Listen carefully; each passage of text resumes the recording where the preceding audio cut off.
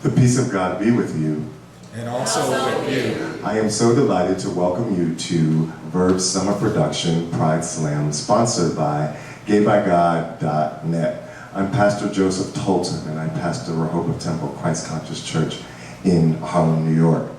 Gay by God is an idea that we have had at Rehoboth for quite some time because we think that it's really important that our message be heard. Many of you are aware of what has happened in the last couple of weeks, the last few days, in fact, where a church called Manifest Glory in Bridgeport, Connecticut has posted to their YouTube account a video that shows the pastor and about 6 other people in the church praying for and laying on hands of a young teenage boy, only 15 years old, where they are casting out the demon of homophobia.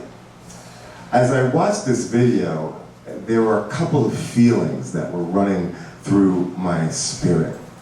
The first thing that I noticed when I looked at this video was just the rage and the anger and the intensity and the heat and the emotion in the pastor and the people who were casting out the gay demon.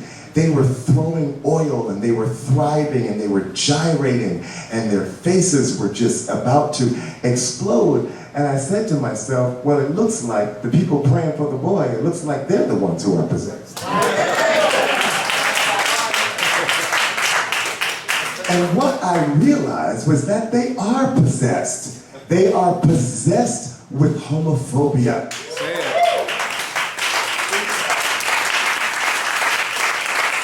They are possessed with fear.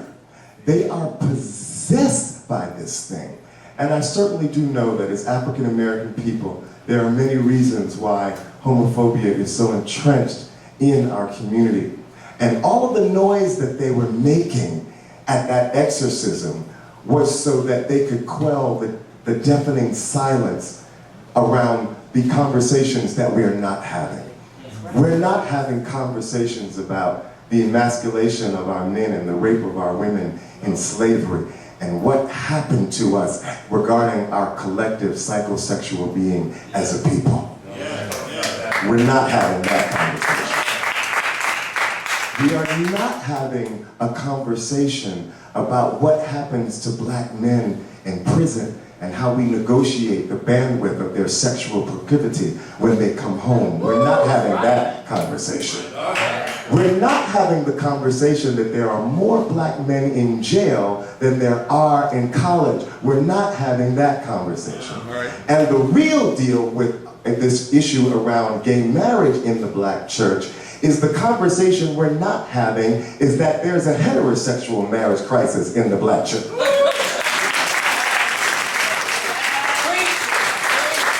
And so you can't expect people whose own opportunity for marriage is as slim as it is to be excited about yours.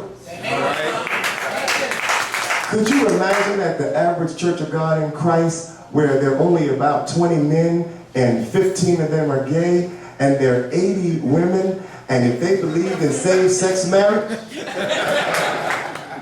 all the brothers would be getting married to each other. So that's the conversation that we are not having. So these people are possessed. They are possessed with homophobia. My second thought was that what they're also possessed with is this very clear idea that God is turning the page and that there is a storm of freedom that is over the ocean. It hasn't hit land yet, but you can feel it in the air because everywhere, every day, we're coming out at all different ages and in all different occupations. The closet door is everywhere and it's being knocked down and change is coming. And when that hurricane, when that storm of freedom hits, it will make Hurricane Katrina look like a fine spring morning. That was why they were throwing oil on that young man at that church. So my response to Pastor McKinney is, come and meet me at Rehoboth Temple. Come on and meet me. And let's have a conversation about these issues that I've laid out today. And my last response to her and her congregation is, I am gay and it's good.